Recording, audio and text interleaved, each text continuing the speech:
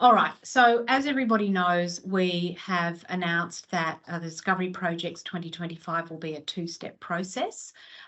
We will have a preliminary EOI stage, which will have a short, user-friendly application form, which has an assessment criteria where investigators are asked to provide information about themselves, their team, and that will be assessed at 30%, and then the project will be assessed at 70%. That will go through an expedited assessment from the College of Experts, and then those who are invited to submit a full application will be the shortlisted applicants. Then we have a streamlined full application stage, which has assessment criteria, which is largely consistent with previous rounds, that will be assessed through a selection advisory committee and detailed assessors. But the information about applicants will be locked from EOI stage through to full application stage. The expression of interest application form is available on Grant Connect, so you can see a sample application form there. You will also find on Grant Connect the instructions to applicants, and I strongly advise you to make yourself familiar with those two documents because they will very clearly outline what you have to do. But of course, the part of the process which is unfamiliar to all of our researchers is the second part of the application, which is the two-page pitch for a discovery project. In that part of the application, which is asking you to address project quality and innovation, there are four criteria that are applied for the assessment there. One is the contribution to an important gap in knowledge. The other is the novelty or originality of the proposed research, the appropriateness of the research design, and of course the benefits, the cultural, social, economic and environmental benefits to Australia. Now we realise that the pitch is an unfamiliar process to members of our research community, so we thought it would be useful to invite along three distinguished guest speakers to advise you about how to pitch a project. And our guest speakers for today are Professor Penny Brothers, Professor Katherine Coleborne and Professor Michael Mintrom. Now I'm going to introduce each one of them in turn, and the first speaker that we have is Professor Penny Brothers, who has been Director of the Research School of Chemistry at the ANU since 2019. Prior to that, she served most of her career at the University of Auckland in New Zealand. Since 2017, she's convened the Physics, Chemistry and Biochemistry panel of the Marsden Fund, which awards the New Zealand equivalent of an ARC-DP grant and has employed a two-stage application process since its inception.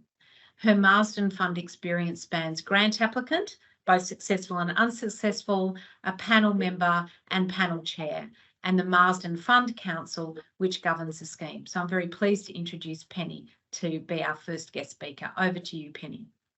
Okay, thank you very much, Christina. And I too would like to acknowledge the Ngunnawal and Ngambri people as the traditional custodians of the lands here in Canberra. I did have a couple of slides, which I think you folk are going to share. I can speak to them anyway. The slides themselves are not mission critical. There we go. All right. So this first slide just summarises very briefly my Marsden Fund experience, which Christina has just included in the introduction. I've put down there my Marsden Fund track record, and I think the thing I will really want to reinforce is I've started my track record by listing the fact that I have submitted many unsuccessful EOIs, and the thing that is really important to get our heads around in this new process, that if your EOI is unsuccessful, the process stops then. The other thing here, I don't expect you or want you to look at the detail, that is my most recent successful Marsden grant proposal. Oh, my lights have just gone off. Most successful Marsden grant preliminary proposal, and the Marsden system, you have 1 page of text and then you have up to 3 pages of references. So it is pretty comparable. So you have, this is just visually, so you can see essentially how much space you have to convey to pitch your idea. If we look at the next slide, I've just put some thoughts down here, and this is really big picture thoughts. What we have to realize is that this is a new form of grants personship, which is a term I made up to be gender neutral. And so we have to think not about how to cram what might have been in the traditional ARC format into a much shorter format. We have to think about the purpose of preparing an EOI. And the point that I made on my previous slide is just realizing that if your EOI is not selected, this year's round is over for you. So the EOI is about crafting a story that will capture the attention of the assessors and will give you an opportunity to then write the full proposal. The thing to keep in mind is that your EOI will be, that decision about whether or not your EOI is selected will be made without input from the expert assessors or your rejoinders. So it's very much dependent on that preliminary assessment by members of the college. And in terms of what to stress when you're making this EOI, you know, there's the classic kind of why, how, who. The why needs to be compelling. The how will be more for the full proposal, but does need to be credible. And the who also needs to be compelling at this stage. It's really important.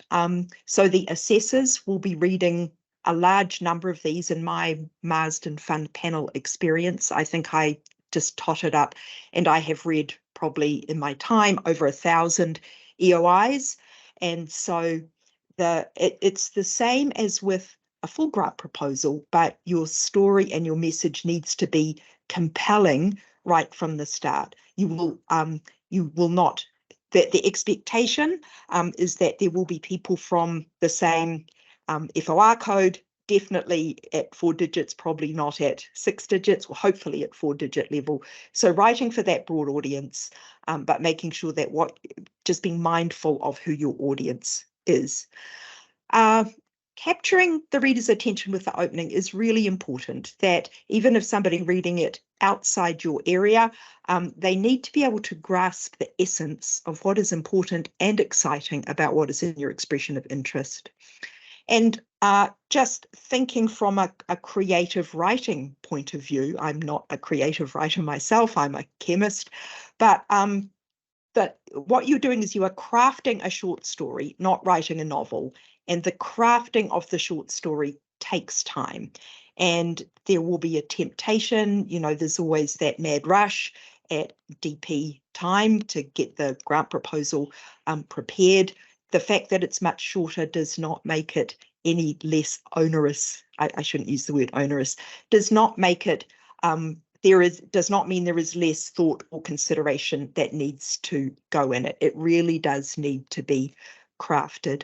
My other advice would be to, again, write for your audience, literate, but not necessarily subject matter experts, and your audience will be making the decision about whether your EOI goes through to the next stage. The other thing that I think will be very, very helpful will be enlisting as many peer reviewers and draft readers as you can. This is a new process for everybody here in Australia. Those of us from across the ditch have had nearly 30 years of experience with this. So, and it comes back to my very first point about this being a new form of grants personship. So it's not about comparing what is required now versus what you're used to. It's thinking about how you might craft what you are presenting for a new form of assessment. That's really all the comments that I had prepared to make today. There is quite a bit of expertise in the Australian community with a 2-stage grant proposal system. I know the Marsden Fund, our other speakers today, have had that kind of experience in New Zealand. So again, the more help and support from peers, as with any grant application, the higher your chances of success will be. Thanks very much, Christina. I will pass back to you. Thank you very much for that, Penny, and thank you for persisting in a day of shocking storms and thunder and lightning here in Canberra. Okay, I'm very delighted now to welcome our next guest speaker, who is Professor Katherine Coleborne, who is a historian and current member of the ARC's College of Experts. She's been an applicant, a detailed assessor and general assessor panel member for the ARC's Humanity and Creative Arts panel. In 2018, she also served on the ARC's Humanities and Creative Arts panel for the ERA. Katherine has held both ARC funding and Marsden funding from both the Social Sciences and Humanities panels, that's the Royal Society of New Zealand, and served a total of 5 years on the Humanities panel for Marsden in 2 stints, one while she was still in New Zealand and later as an international panel member following her return to Australia to work at the University of Newcastle. So it gives me great pleasure to introduce Professor Coleborne. Thanks very much, Christina, and I also have a few slides, but I just wanted to start by acknowledging that I'm here speaking from the lands of the Awabakal peoples in Newcastle and pay my respects to elders past and present and all First Nations peoples and researchers in our community. What I wanted to do is, as well as thank you for the opportunity to contribute to this really interesting and exciting change, I think, for the ARC, is also draw from my experiences, as you've mentioned, as a researcher, but also a panel member and an assessor across both New Zealand and Australia. And it is interesting because I'll be very much building on Penny's comments and looking to Michael's comments as well. So I've got 3 main points that I wanted to make, and then I'll thank you very much. There are my slides. So the first point I want to make is around what the ARC Discovery Project scheme is designed to offer researchers.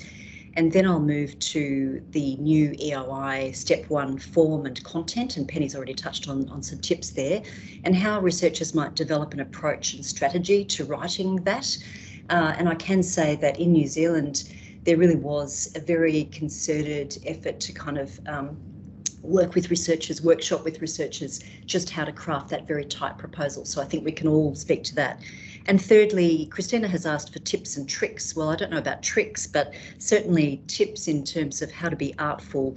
And I'll want to come back at the end as I do that, discussion of what might work for people, to return to what I think is a key idea. And here is, before I get into the scheme itself and what it's designed for, I do think this will affect researcher behaviours. And I think that's probably my biggest reflection point for today, because researcher behaviours around the form of a proposal might end up having different and diverse results and outcomes for different researchers. So I think it's really important for researchers to scaffold their research program over a period of time. And the short format for the EOI shouldn't therefore represent an opportunity to throw something in that is a new idea that hasn't been thought about very carefully and deliberately. I will come back to that, but I think that's really kind of key in success for people's experience of this new 2-step process. So I went back to the Discovery Project scheme just to reflect on what it's designed to do. There's a lot of talk in the wider research sector, the research environment for universities, about the fact that there's not enough money, there's not enough emphasis on fundamental blue sky basic research, and that's been the topic of discussion for a long time, but particularly in the last 12 to 18 months. So what I think is that we should use the opportunity to see this new process as this way of crystallising really good ideas. So that kind of allies with what I was saying before. It's not really good ideas that maybe you think up very quickly in the next couple of months, but really good ideas that you've been percolating and reflecting on in this sort of way that you've developed your own program of research if you're a keen researcher. So if you look at this, the discovery scheme is really very deliberately, although you can be an applied researcher and you can have applied elements in your discovery projects, it is really a way to think about research that is discovery. You are making discoveries, whatever your discipline, in this form of research. And the idea of the scheme is to increase new knowledge, develop the capabilities and skill base of the researchers we have in our country, in our community, and maybe also, well, definitely also bring in international collaborators where possible and collaborators across the national sphere to be ambitious about the scope, but within the constraints of the kind of funding and practical regime of the time period of a DP, and also to be current. One thing I did notice, and I have noticed this in my career, is people might have a really good idea to do a piece of work that adds to the existing stock of information we have. And sometimes projects might be very worthy and add to archival discovery in my own discipline of history, digitisation of those kinds of collections in archives. But unless it's also adding to new knowledge about that information, unless it's actually really changing the way we think about the problem or the question in that discipline, it isn't necessarily innovative. So the point there about enhances knowledge and understanding, not just accumulating information, is, I think, really critical. And I really do think that the new process of having a shorter EOI will draw that out and will really help refocus people's minds on that really good idea. So I'll go to the next slide. Thank you very much. So in thinking about the form and content, and I'm really glad Christina put up the criteria for assessment, which is the 70%. I think this is an opportunity for researchers to think about that ideation stage of a project. What is the really good idea that researchers have here, and how can they show in that really tight and short format how they might go about doing it? So I've listed there the headings that a researcher might use in terms of that 2 pages, thinking about the fact that the 2 pages has to contain all of these things, including references, but perhaps in 10-point font. And we know that people currently in the DP process sometimes have different ways of representing their references. They might be all squished up in a paragraph, or they might be a neater list. So there's a sort of visual element to this too, is how you lay out this EOI. And I was really pleased to see Penny share the example from Marsden with the visuals and the graphics, because that's also part of it, is how you represent your disciplinary knowledge. So I think in terms of project quality and innovation and the key assessment criteria, there's a lot of thought that needs to go into how you might use your very tight space to do this work. Now, currently, there are all sorts of theories in research offices and in colleges and faculties about how much you should have in each page of the longer proposal. Is it half a page for background? Is it a quarter of a page? So I think there'll be a similar kind of process here of thinking about what's the weighting you might give these elements in terms of the background, the key research questions, the theoretical or conceptual framework and methodologies, but also the benefit that you will touch on. So I think you need to, as researchers, we all need to think about what we've been doing currently, adapt that and think about that, and really work towards a very convincing and compelling shorter format. I'll just go to the next slide. Thanks very much. Now, I mentioned earlier that researchers should scaffold their research program rather than thinking that they might be able to quickly rustle up an EOI. And of course, the reason for me saying that is obvious, because it's not going to be easy to produce the longer proposal for the stage 2. We're not talking about stage 2 today. I'm sure the ARC will have a webinar about stage 2 potentially. But I think this relates to my experience as a researcher. The times I've been successful with funding in any place, New Zealand or Australia, it's been based on a deep idea that's been rehearsed over a long period of time and that has had several goes. I've applied for this and that and the other thing and reworked that proposal and redrafted it. And it's also benefited from my maturity as a researcher and a scholar. And also, as Penny said, from the peer review, internal, external readers, all those kinds of things. So I think that's why it's not just the tips and tricks of the 1 or 2 pager in these processes, but it's actually having the really good idea that's been rehearsed. So my tips, and I know Michael's going to come back to this, are really about focus, about, getting the balance right between the different elements of that EOI, about addressing the nature of the scheme and what it's intended to support researchers to do. I think Penny touched on this too, but the idea of the how you will do it is really critical, because many times as an assessor, and in my own experience as a writer, I might have had a good idea, someone else has had a very good idea, but unless you can say something about how you'll deliver on that and how you'll conduct the research in that very tighter process of a shorter proposal, you're not going to be very convincing or compelling. Like Penny, I've been successful and unsuccessful at those different stages of a two-step process. It is possible in a very short space of the writing time that you have to develop a little bit of a plan about how you'll do something.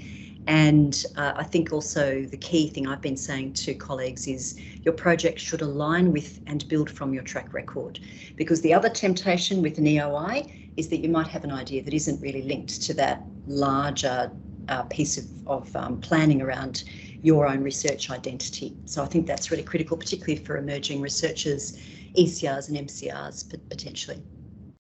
Reasons you might not succeed, well, we know there are many, because it's competitive and it's fierce, but it could be that you haven't nailed that construction of the proposal, that it's vague, that it doesn't say enough about how the research will happen, and that actually it's poorly laid out, because actually in the very tight format, you really do have to be careful about presentation. So I've said there, the shorter EOI format requires disciplined writing and presentation and clever crafting of a compelling research project. But at the heart of all of this, and this is where I'll finish, is the idea. And time again on panels, the panel members come back to what they find compelling in the research itself. So hopefully that's helpful. Thanks very much for the opportunity, Christina.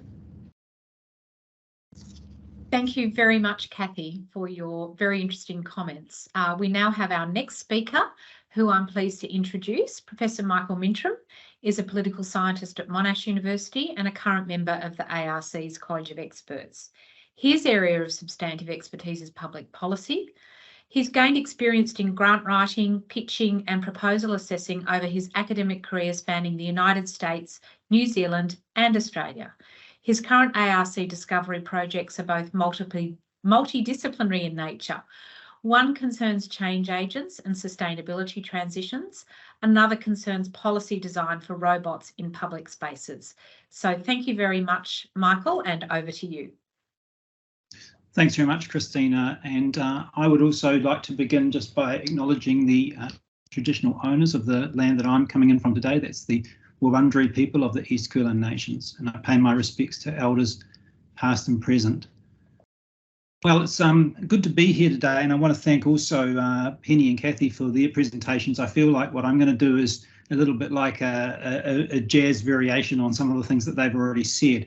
But the sort of major theme that I wanted to explore is around the kind of the intellectual value that can come from the pitching and working on the two-page EOI, the opportunity that I think this creates for more focused conversations about what we're doing as researchers, and as both Kathy and Penny pointed out, it's a social process. So Kathy talked about how this change to the DP process actually is a kind of creating a space for change in the behaviour of researchers, and it's in that the spirit of that kind of comment that I want to move on. I've got a couple of slides, and if one of them could go up now, would be good.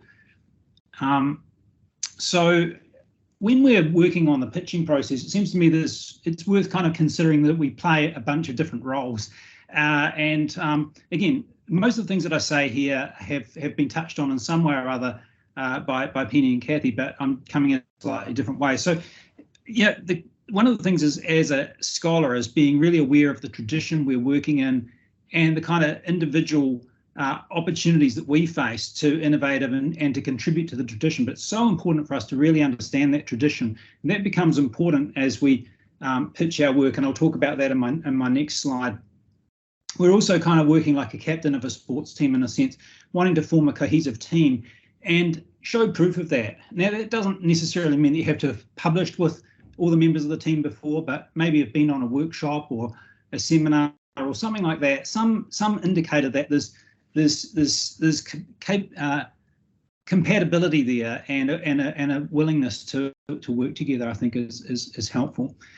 This is something that Penny touched on, the notion of the storyteller, and the way that I think of this is building towards a compelling narrative and sort of doing it bit by bit. And what I'm going to go through in my next slide is what those bits might be. And then also using the kind of tools of consultants, the visual tools, working with logic models or storyboards.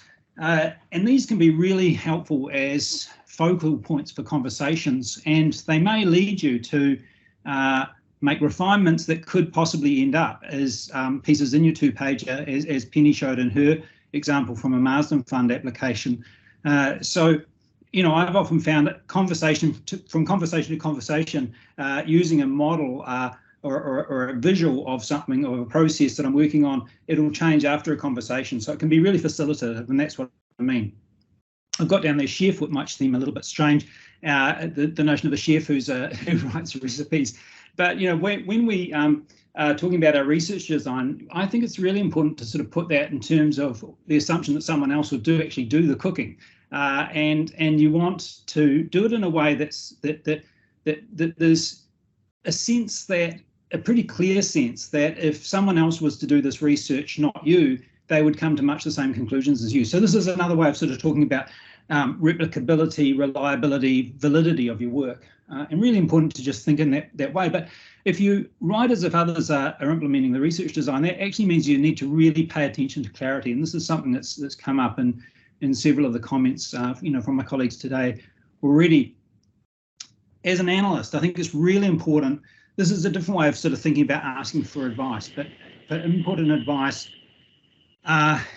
And I talk about taking a client journey, which is where you actually look at the situation, in this case, look at the proposal from the point of view of an assessor who has a whole bunch of proposals that they're working through. How do you make that proposal of yours? How do you make it sort of stand out in a way that's really positive for you, that makes it a compelling and convincing pitch? And so I think that the more that we can kind of socialise our work and get it out there and get advice, the better we become at kind of having a sense of what the audience is that we're working towards, and what are some ways to reduce the kind of points of the sort of points where people might trip up on what we're doing, and make it easier for people to grasp what we're getting at. Thinking about feasibility and reliability is always important. I might come back to that. And I've got the last point, a writer point, which again comes back to what Penny said. But actually, you could also think of in terms of like what accountants often do is they keep two sets of books. They those for one set of eyes and those for another set of eyes. And it seems to me you'll get some really good advice on your on the development of the two-pager that could actually help you going into working on the longer document. And I totally agree with Kathy's point that you kind of have to think of the whole thing as work. It's one project, but there are the different kinds of pieces that are coming out of it. And so there'll be advice that you get that's incredibly helpful for the two-pager that you might not necessarily follow so much when it comes to the longer piece of work, and vice versa. If we might move on to the next slide now, I wanted to just present this as it's kind of like a logic model, in the sense that there's a kind of a suggestion that these components matter and are fundamental to the two-page document, and also the longer document for the DP. But my reason for putting it like this today is to think about how the pitch itself and the working on the pitch can actually improve our research, you know, designs and the quality of the work overall. And another way to think about this is that each of these 5 pieces or components that I've got there could be treated discreetly. And you know, you could think, okay, what if we were to, as a team, were to work up one PowerPoint slide covering the puzzle, or you know, how would we summarise in 400 words, the literature and a theoretical framework, and kind of setting those kind of exercises or challenges for yourself, not because you're saying, I'm going to work on this and this will be the final product, but it's kind of having a go and working it through and then getting this kind of feedback and input from others, I think is a really important part of working up to having an effective 2-page EOI. So even if you were to sort of develop in the first instance, take these things, what's your challenge or puzzle? What's at stake? Who should care about this? And that's important, because you could shape the puzzle up in a way where only a small number of people would be interested. You could shape it up in a way that you get more of an audience, and that's kind of important. You may not necessarily want that, but it's important to notice that you can do that. And thinking also about the payoffs. Now, some of that also relates to what number 5 there on new knowledge, which I'll come to in a moment. I come back to in 2 there on literature, the tradition. Also being really aware of what's at the cutting edge of the discipline that you're working in, what's the most recent literature. And not that you have to be defining the cutting edge, but I think when you're going for something that's a discovery project, you've got to be showing that you're absolutely aware of what is the cutting edge of your discipline right now and how you might take elements of that and move forward. So then, we come into things about thinking about the gaps.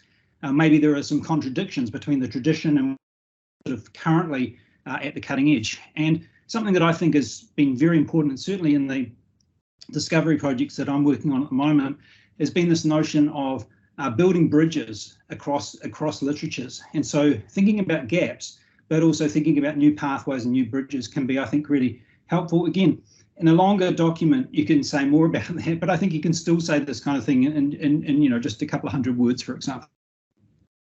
The key research questions, I won't say too much about that, but I think it's important to kind of socialise these again around, a few colleagues. How clear is the research question? In what sense is it unique and important? And also, it kind of comes back to this question about creativity and innovation and the notion of being bold. How might you be bold in the way that you put your research question there? You don't necessarily want to be innovative and pushing the envelope on every single one of these things. I mean, there's a sense in which we are all engaging in, quote unquote, normal science. But I think that if we can sort of show, yes, we can absolutely do the work here, and we've got something innovative, something new and interesting and important to say, then that's really going to help get over the line. Some of these questions were in research design were raised by Kathy around feasibility. What makes it innovative? I think it's just important to kind of keep these questions in mind. How can you ensure that the findings will be valid? And that's kind of why I talked about this idea of setting up the research design in a way that someone else could follow it. And if they did, they would come to the same kind of conclusions as you did. I think that's a really important thing to bear in mind as a researcher. And then final things about new knowledge, which might actually help you to shape the puzzle and the challenge is, what are we going to learn here? Why is it worth knowing? And thinking about how could others build on the findings. So that question about benefit that comes up that the ARC asks, I think it's really interesting how you could explore and interrogate this notion of benefit and build that out. And if you talk about sort of the national interest test, something that might not necessarily or obviously be relating to Australia, what you could say about that with respect to building research capacity here, building the reputation of a research group and that kind of thing is perhaps different from a more sort of crass notion of benefit, but I think it's really also a very important one. So thinking about that, putting some ideas out there, getting some feedback from colleagues and others, I think can be really helpful. And I think I'll just leave my comments there. Thank you. Thank you very much to all of our speakers. I realise that we also now have some people joining us who were patiently waiting in a lobby for over half an hour, and we realised that the session did have some technical difficulties, which meant a lot of people who were interested were unable to get in. I've put in the comments that we have recorded this session, that the slides will be available afterwards, and we will distribute those to the research officers. So never fear if you did unfortunately not make it into the session, we will be distributing the recording of the session.